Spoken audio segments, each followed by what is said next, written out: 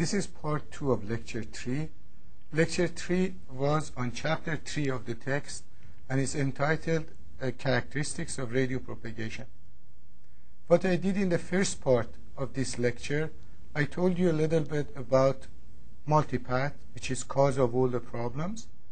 And then I started to teach you a little bit calculations. Calculation of received signal in free space. Basically, calculation of the received signal in free space is calculation of the received signal in a single path. Now, if I have multipath, I take the same thing and I modify it a little bit and I come up to other things. And a lot of these other things that I come to are very, very actually interesting physical results. And that's what I will try to do today. So I start with a single path and a narrowband signal. Means that only I have a cosine and I'm sending and I'm receiving in one path. And then I try to expand it to like multipath environment. Then I have more than a path. And I will show you some magic, some results which are really strange. I mean, shocking sometimes. Okay. But to remind you from what we did actually in the last lecture called Introduction, we just talked about variety of things which causes multipath, variety of mechanisms which causes multipath. Today, mostly we are in transmission, which is direct communication between transmitter and receiver, and reflections. These are two things that we stay on today. And based on that, I draw some like examples which are eye-opening. And based on those examples, I see that what is so difficult to understand in radio, which is the essence of wireless communication. In last lectures, we had this general equation, which was the received relationship between transmitted power and received power, and antenna gains, wavelength, and the distance between transmitter and receiver. This is the basis of everything that I will use today too.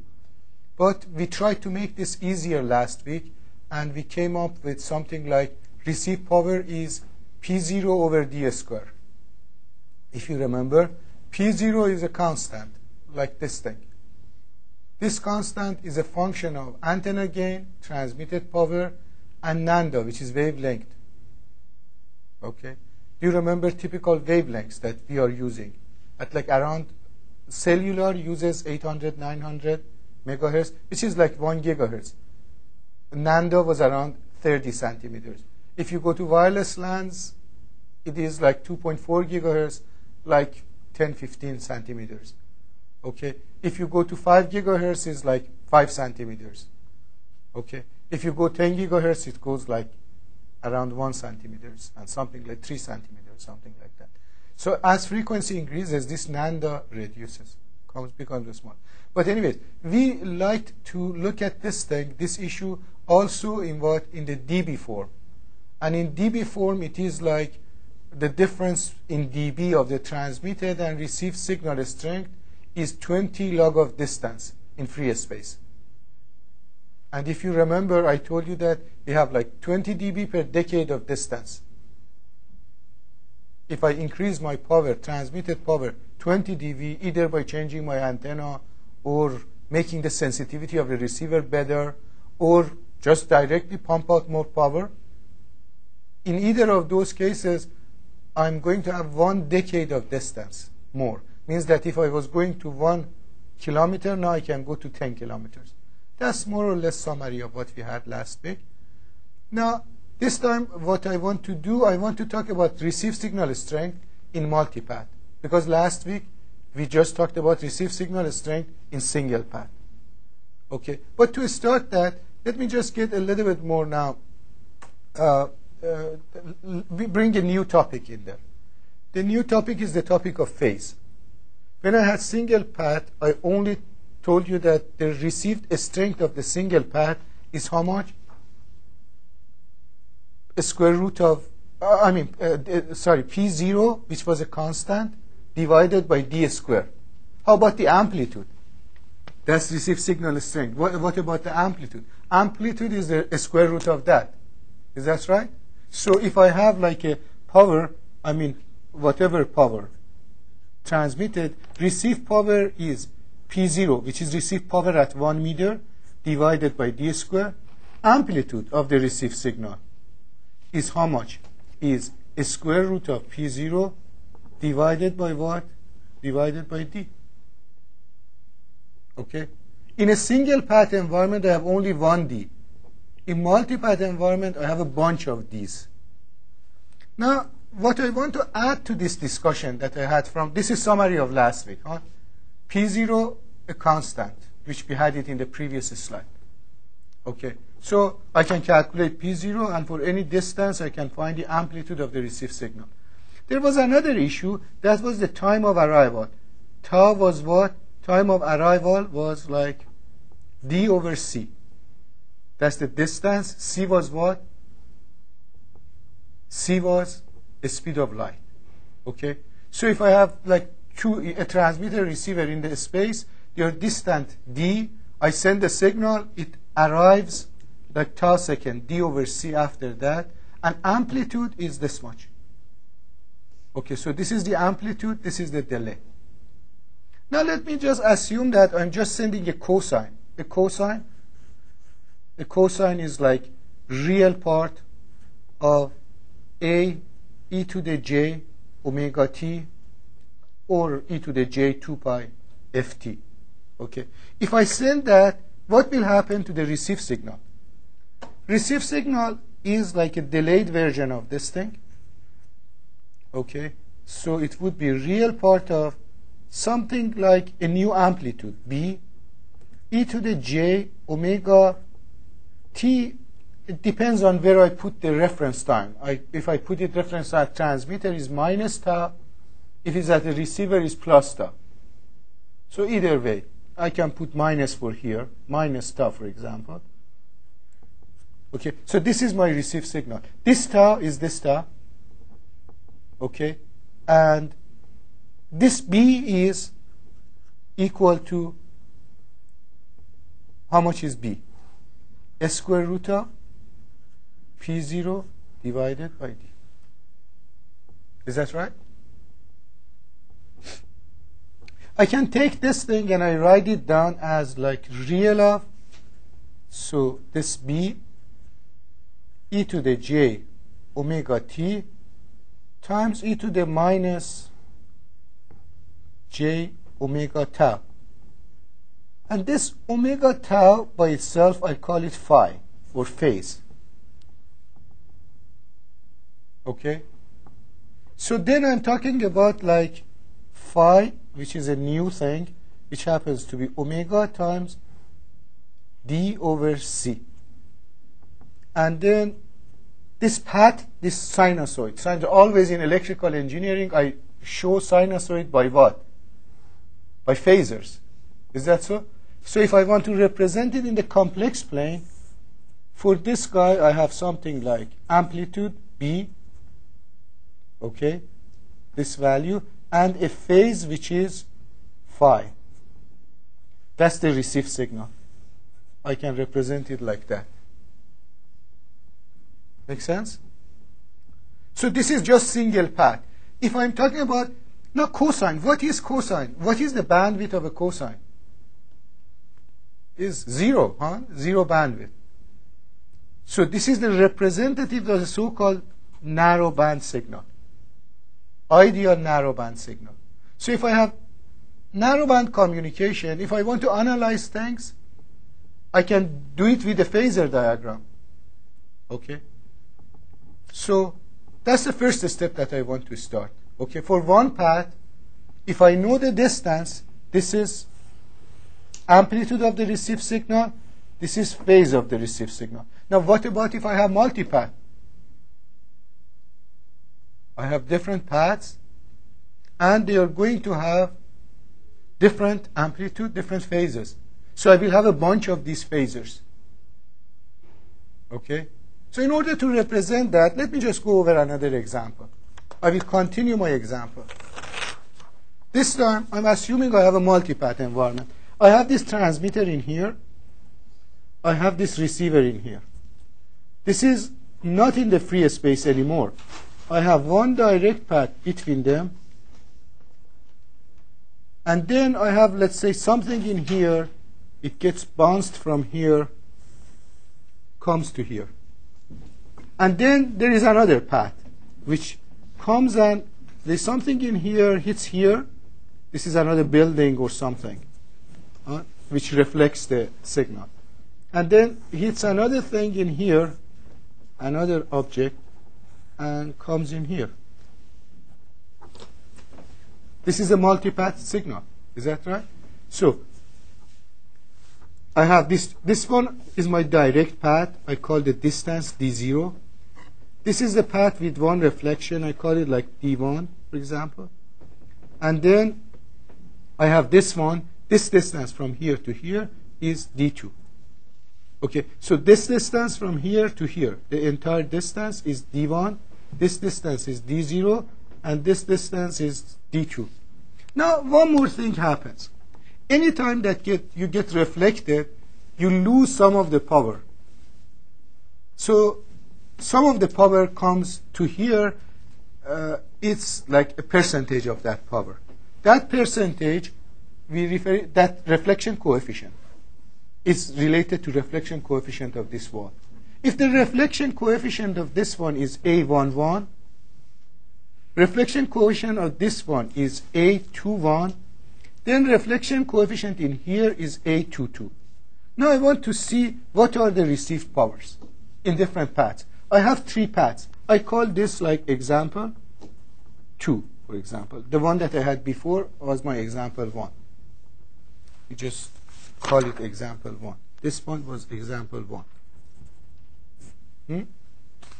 This is my example 2. Now, what I have in a multipath environment like this, path 1. In path 1, what do I receive? If I send a cosine in here, okay, or like a phasor in here, my received signal happens to be a square root of P0 divided by D0 e to the j phi 0. How much is this phi 0? Phi 0 is equal to omega D0 over C. Is that right? Now, path 2, similar to that, fairly simple. This time is a square root of P0 divided by D1 e to the j phi 1, but I had a reflection coefficient in there, so it gets multiplied with A11. What is this phi 1? Phi 1? Phi 1 is omega D1 divided by what? C. Make sense? Now, I go for path 3. Path 3. For path 3, I have a square root of P0 divided by D2 e to the j phi 2. This time, this has been reflected 2 times, so it has to be multiplied with A21 and A22. And the received signal in here, phi 2, has the phase phi 2 omega D2 over C. Okay? So basically, I have like 3 signals arriving in here, or 3 cosines arriving in there. Okay? And what will happen if I add 3 cosines? I send 1 cosine, 3 cosine with different amplitude and different phase arrive. How do you add cosines like that? You remember from your circuit courses, undergraduate circuit courses, you use the phasor diagram. Because if you add cosines with the same frequency, you have 1 cosine with a new phase and new amplitude. So the same thing applies in here. So the received signal that I receive in here, I transmitted a cosine, but I had 3 paths. I receive still a cosine. But the phase and amplitude of that is calculated from a phasor diagram. What is that phasor diagram? Very simple. I have the first amplitude, whatever it was, this one, path 1, with the phase 1, phi 1. And then I had another one, which is from path 2, phase 2. The second one is a little bit weaker because the distance is longer. And third one is another one, well, I can put it in this direction, with its own phase. This is phi 2, this phi 1, this is phi 2, this is phi 0 actually, the first one. And then the received signal in here is this thing. This magnitude and this phase. Okay, so this is what I have in general. Okay, so with this phasor diagram, this magnitude, if I say that transmitted signal had amplitude A e to the j omega t, the received signal has amplitude B e to the j omega t plus phi. This phi is this much. This amplitude is B. Okay? This is basically what happens in the multipath environment. Now, if I look at this, distance, when distance increases, this thing is changing like with inverse of distance. When I look at the phase, however, phase is changing at the rate proportional to the distance multiplied with this number. Okay, and the phase only can change 2 pi. With a little change of distance, this guy is going to change. Actually, with any change of lambda, which is like 30 centimeters, this guy changes how much? 2 pi. Okay, so if I increase my distance a little bit, power doesn't change much, but the phase changes a lot. Because in 30 centimeters of distance, phase changes 2 pi. But by adding like 30 centimeters to 100 meters, nothing changes in the received signal strength. Okay? So, if you want to visualize what will happen in the multipath environment, always you have vectors like this, that when you move a little bit, they change their phases very quickly. So this guy, which is summation of these guys, sometimes these fading components, they come aligned together. It becomes very strong, stronger than direct path. Sometimes they go against each other and it becomes very, very weak. Even with a little distance. Okay, but we will see this stuff in more details. But at this stage, this is my introduction. You can add them together, and the phase is changing very fast, amplitude is changing very little. Now I want to see what will happen. So this vector is always moving, rotating back and forth. So necessarily when I go on the distance, my power may not increase. It may decrease because phases have changed. Okay? But I want to go with patience over that. Okay?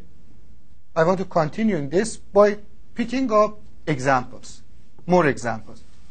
But before I go to my example number 3, which is on the screen, I want to just give you some equations in the book, and you see that how those equations formalizes the same thing. If we go to the computer now, computer screen, so if my transmitted signal is like this, my received signal is like this, and these are the things that I gave you in example 1. Okay? Now, if I have in general a multipath environment, if I write the same thing, if I send a signal with amplitude of A, I receive a signal with amplitude B and phase phi, and this is how I can calculate this B.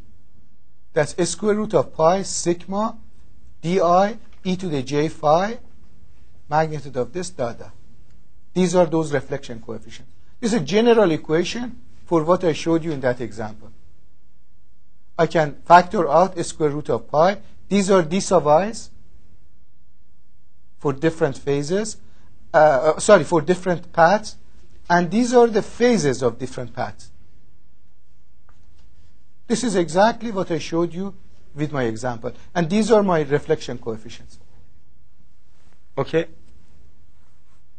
So basically, this equation shows exactly what I had in example 2. Now let's go one step more. From example 2, what I learned was that basically I'm looking at these phasors, and little bit of a distance changes the phase, but little bit of a distance doesn't change the power.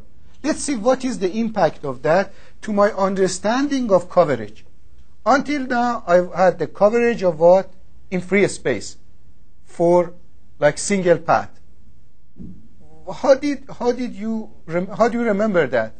I had 20 dB per decade of distance.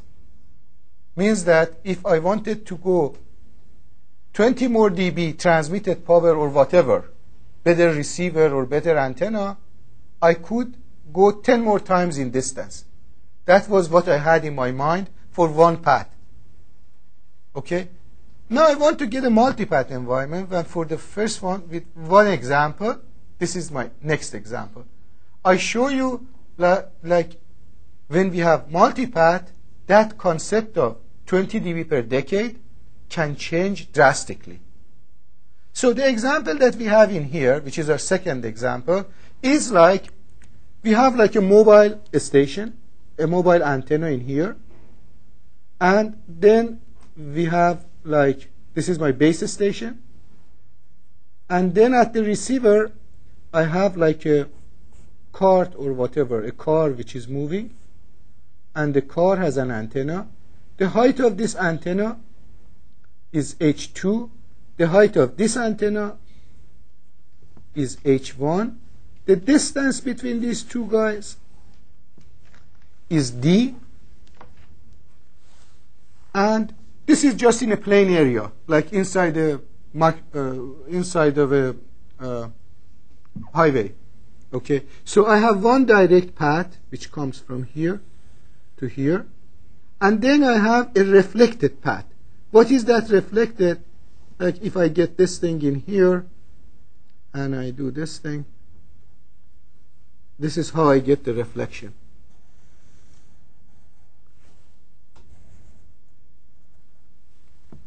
This is the path which is reflected from the ground. So I have direct path and I have the path which is reflected from the ground.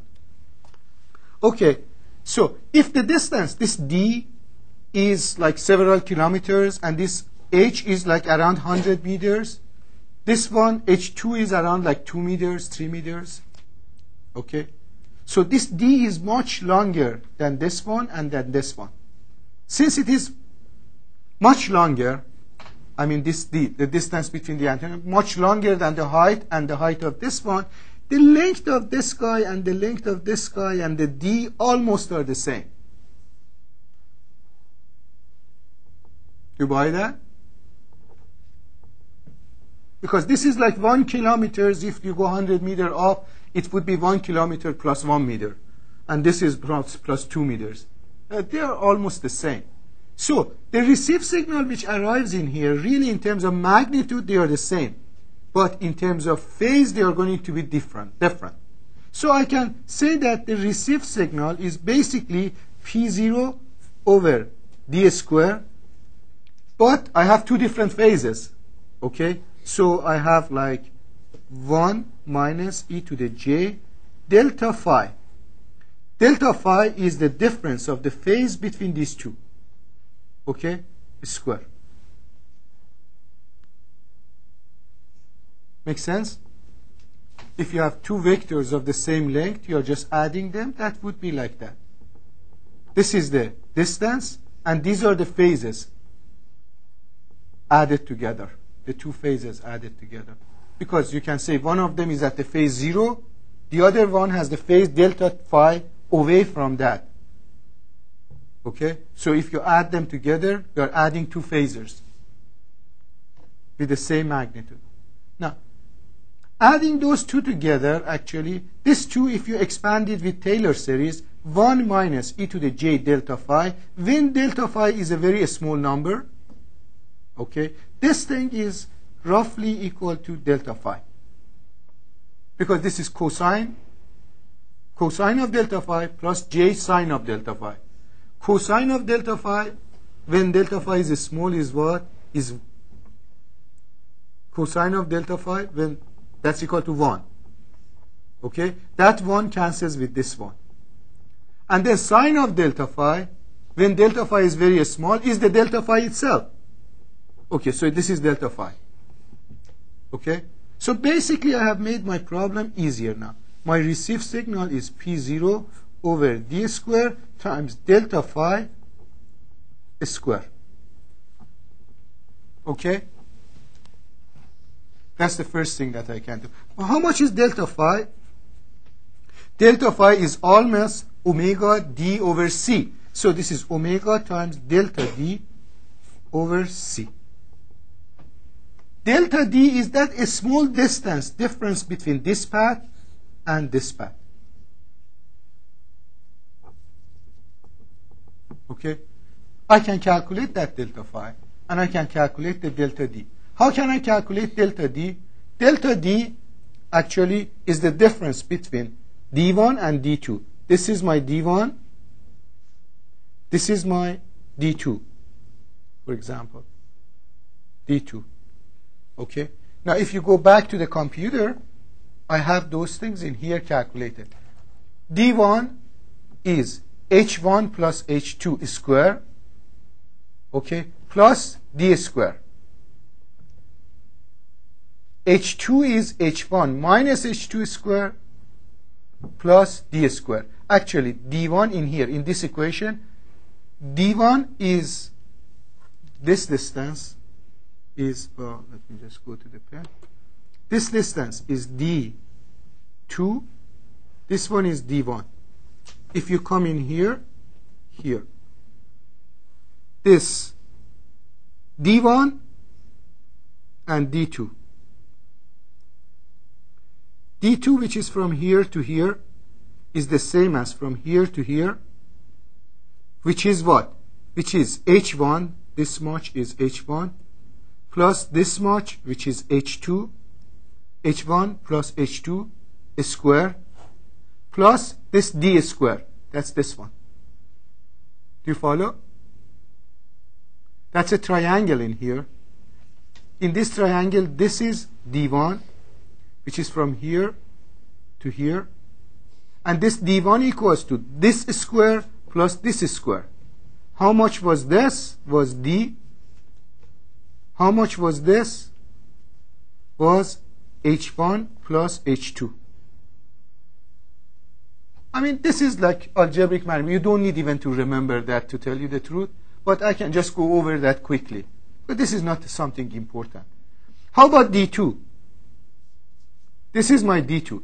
d2 is this much square plus this much square. What is this much? This much is h1 minus h2. So it is h1 minus h2. Height of the base station minus height of, so that's h1 minus h2 square, d plus d square. The other one is h1 plus h2 square divided by, so these are the two distances. Okay, this is how we can calculate those distances.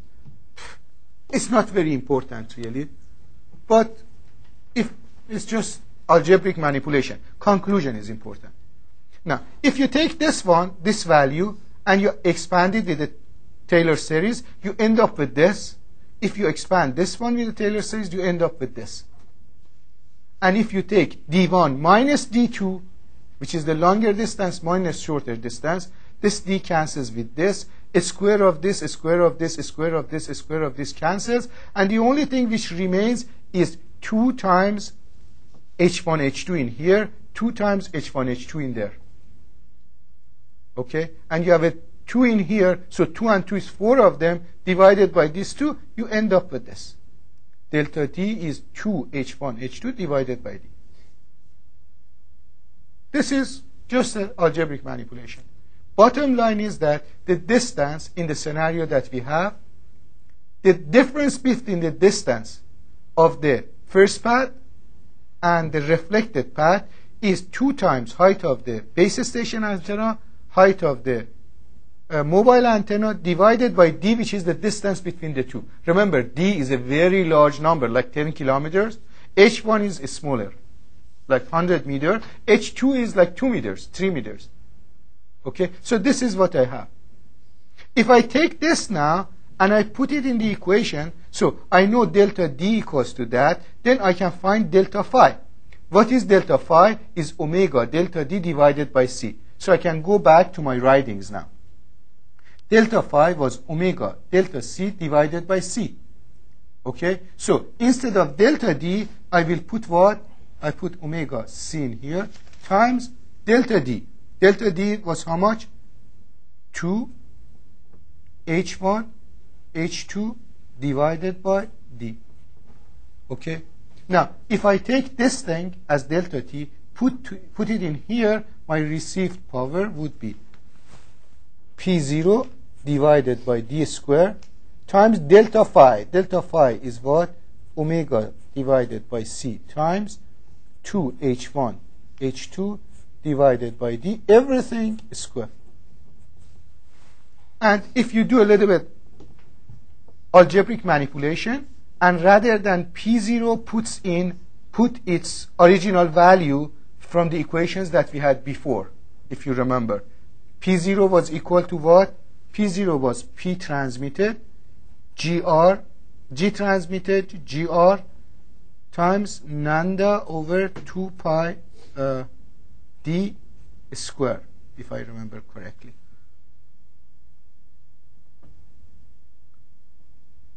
Four pi. I knew that I'm missing a number. If I put instead of that this, if I put this for P0 and these numbers in here, rather than omega, I can put 2 pi F or 2 pi F, and then F over C, rather than that, I can put what? C over F is my lambda. Okay? So I put all of those numbers in here and I do the manipulations. The result would be something like PT, GT, GR times H1 square, H2 square divided by D4. Why D4? A D square is coming from here, another D square is coming from here. And that's where I want to get in.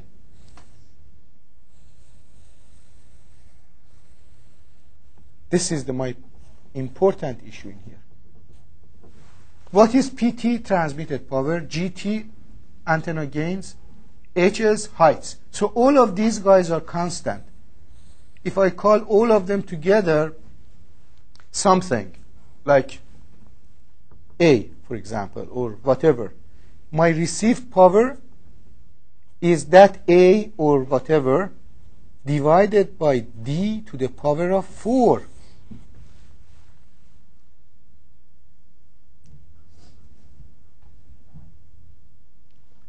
What was in the free space? In free space, my received power was P0 over a square. P square. What does that mean? What is the meaning of that? Okay, so up to here, what I showed you with just some numerical calculation, I told you I want to show you surprising results. I told you that I have a 2-path channel in a typical mobile environment in what? In like highways. Okay? If you calculate the received signal strength is a constant divided by D to the power of 4. In free space, I had a constant divided by D to the power of 2. What is the difference really? If I want to see the difference, let me just summarize that. Free space, I had received power equals to a constant P0 over D square. If I take the log of this guys, okay, I have log 10 of PR over P0 equals to minus, well, I want to have the logs on the 10 logs to be in the dB. This is dB. Okay, this would be 20 log of distance. Means that power is working with what? 20 dB per decade of distance. Okay. Now, in two-path, like this, okay, I have P received equals to P0 over D4. If I take 10 log, and I mean 10 log of PR over whatever, this was not P0, sorry, this is something like A, something like that, over A equals to minus 40 log 10 of distance. Do you follow? Means that now I need 40 dB per decade of distance. It's a lot. Means that for each decade in like flat areas, like in a highway, I can go 2 decades in the free space. So if I had in the free space, I mean, if I was covering 1 kilometer, okay, I need to add 20 dB to go to 10 kilometers in what? In free space, but in the flat areas, I need 40 dB. With that 40 dB, I could cover in the space from 1 kilometer, I could go to 100 kilometers. But in here, from 1 kilometer, I go to what? 10 kilometers. It's a lot of difference, significant amount of difference. Now, in general, this is not giving me a warning. The first warning that I'm getting is what? The distance power gradient that I was using, like 2, for free space, when I go to multipath, it changes.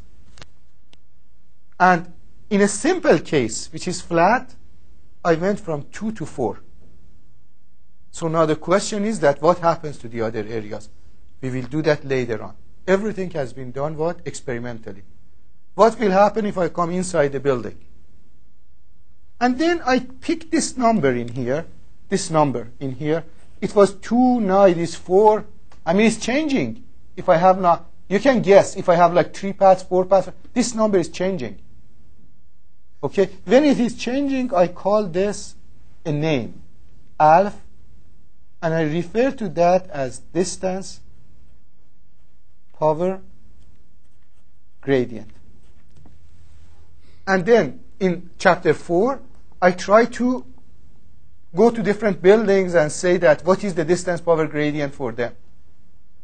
But this is how I talk about coverage in different mediums. So if I go to free space, or I come inside like building, or I go in a flat area, or whatever, what is the distance power gradient? If I know the distance power gradient, then I can do what? Calculation of the coverage. And for engineering purpose, that's fantastic. Because multipath by itself, if I want to analyze it, is so complex, I cannot solve Maxwell's equations either. Maxwell was the best solution, but that one was impossible.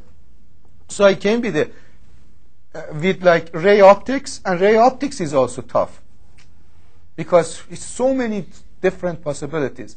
But for some areas, for cellular, whenever people do coverage, they use distance power gradient of 4. Okay, for general calculations. And the source for that is this example that I gave you. Because they are talking about coverage in what? Like open areas, like in highways. Those are the places that you want to have maximum coverage because you cannot put too many antennas. Okay? For those, everybody uses this distance power 4 for calculation. How many cells we need, etc. Okay? So that was one astonishing result that we got from what? From the simple free space propagation. Let's just go to other things. This was in long distances. Huh? The transmitter and receiver were like 10 kilometers apart. Huh? Let's now go and get one more example. This is my other example. Now, See, the good part of life in engineering is that whenever these nitty-gritty calculations becomes difficult and we can't do it, we do it with a computer or something, which is actually easier. I mean, it's easier in terms of like analysis. It's more tedious in terms of time. You have to program and whatever. So my next example is related to that, and I want to show you a different thing now. The one that we had earlier was distance power gradient in what? Long distances. Now I want to come to a short distance and show you another example. This is my second example. This time, what I have is, I have like a three-path environment. Assume that you are inside the manufacturing floor. Very, very large area. You have two robots in there. They want to communicate with one another, and they are moving around. Okay? There's nothing in between. There is a robot game or whatever. And this area is very, very large area. This time, how many paths do you have? If you go with ray optics, again, the problem is very simple. You have this direct path. You have one path which gets reflected from the ground, and one path which gets reflected from the ceiling. Then, if you want to calculate the received signal strength, or in each of these paths, or the total received power, you can calculate it from this equation. What is this equation? This is the square of that amplitude equation that I drove in example 2. Okay? You have three paths. Each of them, they have different phases. And this is reflection coefficients, one for the ceiling, one for the ground. And for this one, direct line of sight, I don't have any reflection coefficient. So A1 equals to 1, A2, and A3 is 0.7, which is reflection from here, reflections from here. DI, D1 is this distance, D2 is this distance, D3 is this distance. Okay? I can calculate them very simply, because these are all triangles. D2 is 2 times D1 square over 4, which is like this distance. See, this, you get this triangle. I mean, these are easy calculation. I can leave it for you. See, but so this is what I have. I have this triangle. This is the distance, and I want to find, for example, this. This guy is from here to here, a square.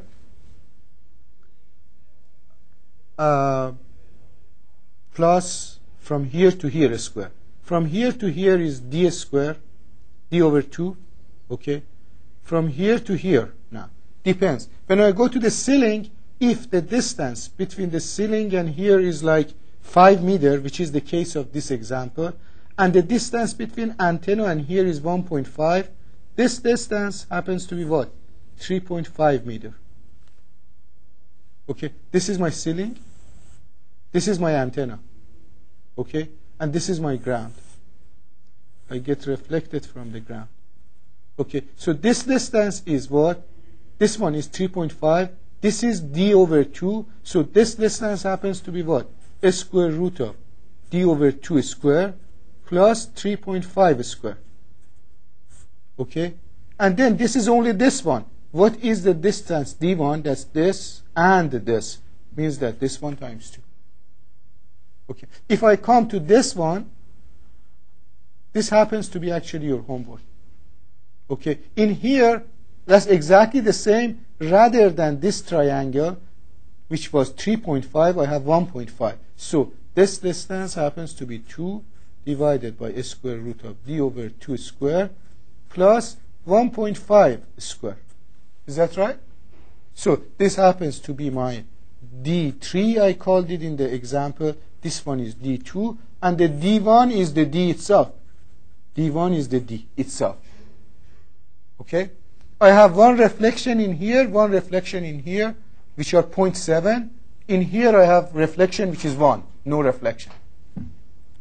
So now I can go back to my computer, and I have the three paths. I can put it in here and calculate the received signal strength, received power.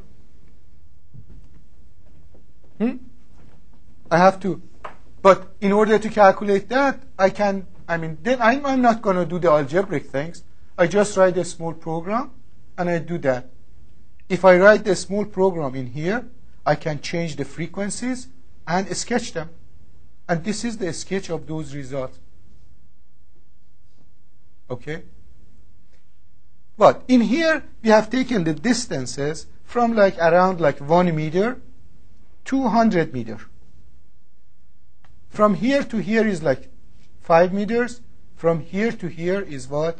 1.5 meters. This is 100 meters. Changes from 1 meter to 100 meters, the distance between two. And this is the power at different frequencies. Let's get, for example, at 10 gigahertz. This is at 10 gigahertz. The signal first starts at a weaker signal because when you go to higher frequencies, your P0 comes lower. Okay? You lose more power at higher frequency. And it starts to variate like this. Now, if I come to this other one, which is at 1 gigahertz, it changes slower than that, and it comes down. And if I go to 100 megahertz, it changes even slower than that. I see two things. Number one is that as the distance increases, my power is decreasing. That's what I was expecting. Now, the other thing is I see these variations now that I had not seen before. What are these variations? They can go from, for example, in here. Look at this one. I start from here and to here. In a little short distance, I go from minus something 55 to minus 80, something like that. So I have something 25 dB difference. Just I have moved a little bit, and the power has changed 25 dB. Okay? This thing is referred to as multipath fading. Who has caused this? I had these 3 paths. The phasors has changed. This distance which is changing in here is on the order of what? Nanda. Nanda in 10 gigahertz is how much? Is 3 centimeters. Okay? So 3 centimeters I move, this guy goes so much up and down. Okay? 25 dB down. This type of thing is referred to as fast or multipath fading. Fast multipath fading. Because the cause is multipath phase, and it's a fast fading because it moves very fast. Okay? Now, but if I want to now again evaluate the distance power gradient in here, what I should do is that I have to put these distances in logarithmic basis and try to find a best line to this, or try to find a best line to this, or try to find the best line to this. Okay? And the slope of that line is my distance power gradient. Okay? And what I see in here is that this rate of variation of channel is a function of what? Function of frequency. As frequency goes higher, they change faster. Okay? But no matter what it is, I will have what? I will have multipath fading.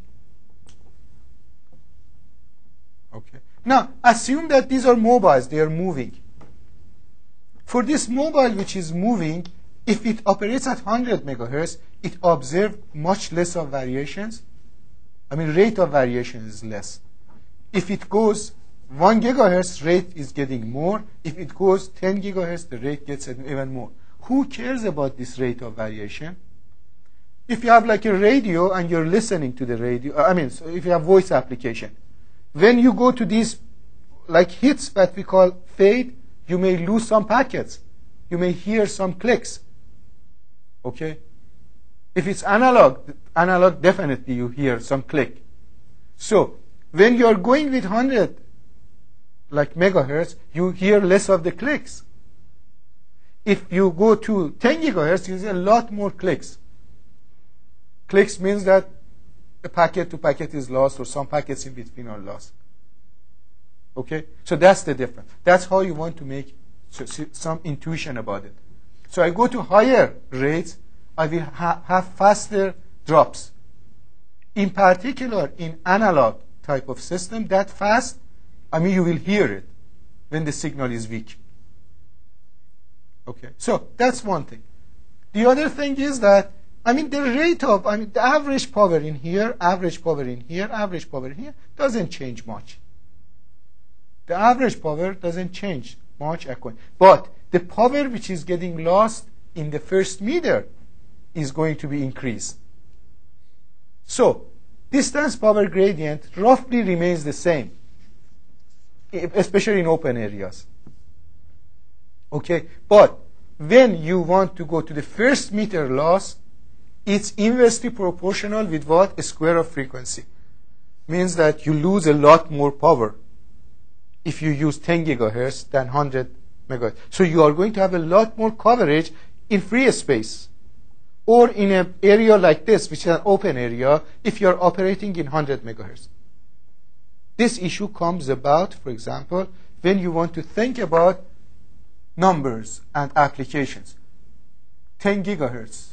These are like 3 to 10 gigahertz are the frequencies that they are using in ultra-wideband.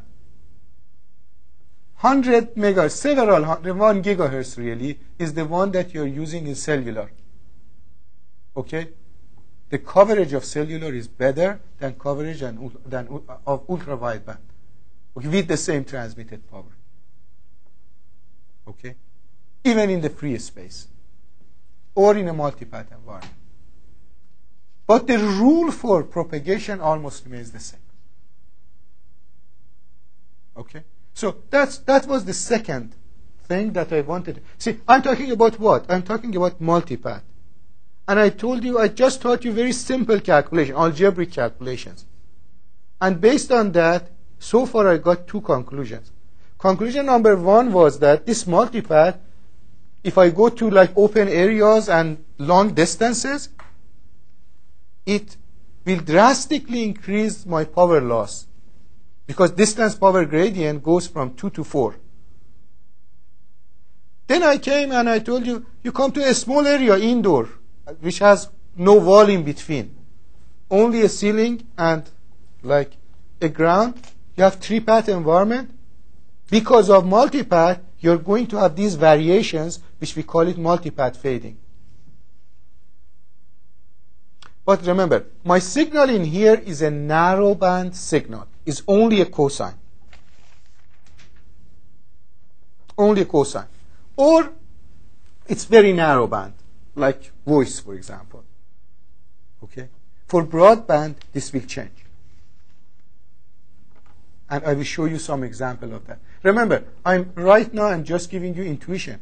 I give you the models later. Okay, in here is just picking up the intuition of what is going on and why propagation is so difficult and why people study that in any standardization organization. Because it's tough to understand. Okay, but these are simple terms, to my opinion, to look at that. So I got two conclusions so far. Multipath causes the multipath fading, which is very aggressive, 30 dB change in like 30 centimeters of distance, okay? And then the other one was distance power gradient changes, so my coverage changes drastically, okay, in the multipath. Now let's go and see if I have more examples. This is another example. This time, I'm very happy that I was able to calculate different paths and their reflections. So I have a computer, I can simulate more complex situations.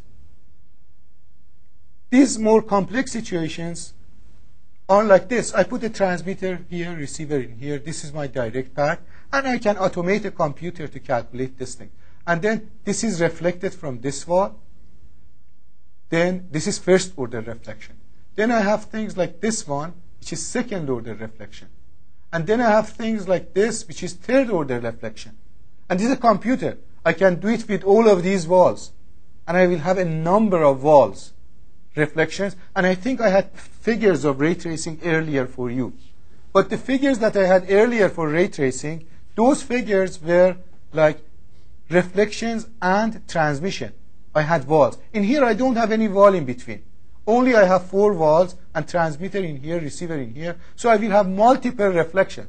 I will have first order, no reflection, first order reflection, second order, third order, and I can continue. And I have many, many of them. Okay? And based on that, I can associate it to each of these paths. I have what? I have a cosine with an amplitude and a phase that I can calculate the amplitude and phase. Because I know the reflection coefficient, for example, is 0.7. And these distances, I can calculate them. Okay? So I can write a program, really, which takes all these transmission reflections in a box and adds them up together and gives me the received signal strength. That type of program is called ray tracing program. This is the simplest ray tracing program, which only include what? Reflection. Now, for this one, now, what this work was done with one of my students, Gening Yang, actually, a long time ago. This is his result. He was, now, you want to get some conclusions. If I get the first path, this is direct path, only this one. Okay? This is the size of the room, the distance between transmitter and receiver, which is going from 2 meters up to 20 meters. In this figure, only you get the direct path. What do you expect? Direct path is just dropping like this. This one happens to be in logarithmic distance. This one is received signal strength in dB. Okay? The relationship between these two must be a line. What is the slope of this line? 2. Because distance power gradient is what? A function of logarithmic function of distance. Okay, but if you put it in the term, so basically that's free space propagation. In free space, you have like P received equals to P0 over what? D square. Okay, now if you get 10 log of PR and sketch it versus, this is 10 log of P0, which is a constant, minus 2 times 10 log of distance. So if I now sketch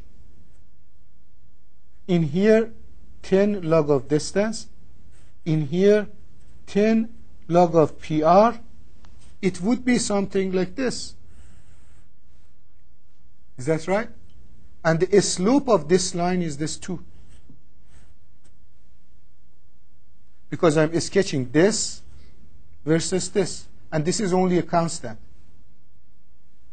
Okay? So at distance 1 meter, this one is 10, this guy is here. It's a line.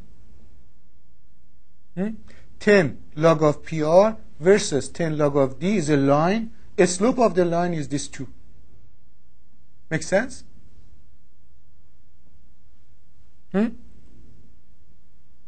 And for free, this is just free space because I have only one path. Okay? Now, did you follow that? Now, if I do that for that, what, long distance 2 path, this slope will turn out to be what? 4. Okay? So anytime that I want to find distance power gradient, I take the distances, I measure the powers, I put 10 log of the power and 10 log of distance. A slope of that happens to be what? My distance power gradient. Let me go back now. Now, in here, I had this ray tracing experience. First order is like this, and the slope was 2. Then, in the second one, what Gening has done, he gets second order and first order. So he has 4, 1 from here, 1 reflected from here, 1 reflected from here, 1 reflected from here. 4 first orders, plus the direct path, and he ends up to this. In here, he includes the first, direct, first order, and second orders, which are a number of them. He ends up with this. In here, he includes these guys as well. Okay? And for all of them, so this is like only direct path. This one is direct path plus first order reflections, not one of them, all of them. This one is 1, 2, and this guy, and this one is 1, 2, 3, and 4. Okay? So you want to see that what is the, in a box, what is the impact of different number of reflections. And this is what he gets. When you go from 1 to 2, signal starts to go up and down like this. Okay? Why it is changing like that? Because now I have, several 5 paths. And these guys are crazily moving and added together. In here, I have like number of more paths added. In here, a lot number of more paths in. But the changes are not much in here. Because as I have more reflections, the received signal strength, paths are longer, received signal strength is weaker. So I have a bunch of these phasors which are very, very small. Who cares about them? Okay? So the dominant ones are the direct one and reflections. First order reflections. That's what I see in here. That's one point. Okay? So I don't need to worry if I'm doing ray tracing to do like 10th order reflection. Because 10th order reflection already doesn't have any power. So the magnitude of that phasor is very small. So it's negligible. But the ones that I need to be worried are first order, second order, really. That's what you get from here. Now, the second thing is that I told you, you want to find distance power gradient. In here, it was straightforward because it is a line. What you want to do for this guy, for this second one, what you want to do is that you want to find the best fit. The best fit line. And this is the best fit line, actually, to that. This is the best fit line to this. This is the best fit line. And if you get a slope of those, in here is like 1.9, in here 1.87, in here is 1 point, I believe, I cannot even read it. That's 1.86 again. So this is 1.86, 1.86, and 1.9. All of them very close to 2, but actually they are less than 2. That's a surprise. What does this mean? Means inside like a room, actually, because of these reflections, I receive on the average more power. This is the so-called like waveguide effect. So if you go in the corridors, actually, corridor is like a waveguide. If you stay there, it's better than free space, though you have multipath. So I showed you the multipath in the open areas that seems to be good is very bad, actually, because you have distance power gradient of 4. But if you are inside the tunnel, actually it's better because it's guided. Okay? So these are the conclusions and the plays that I wanted to do with what? With the received signal strength. Now, what I did in this section is I went over several examples, and in particular I had 3 specific examples. One was the example related to long distances for the mobile applications. The other one was inside with 3 paths. With that, I showed you the effect of multipath fading. And the last one was ray tracing in 2-dimensional. They call this 2-dimensional ray tracing inside a room. And what I showed you was that you don't need to be worried about too many paths. So often people try to model analytically. In the old time, they were modeling everything with 1 or 2 paths or 3 paths because it's easy to add them up. But with ray tracing, you can have many more. But after so many, it's not useful. Okay? Beyond that, I also told you how to calculate what is distance power gradient and how we can calculate it, really. So at this stage, I want to take a break And then we come with the next part of the lecture, which would be about now those variations, analysis of the variations of the channel. Okay? And how does it change? And how we can look at that. So the next topic when we come back is local movements and the so-called Doppler shift.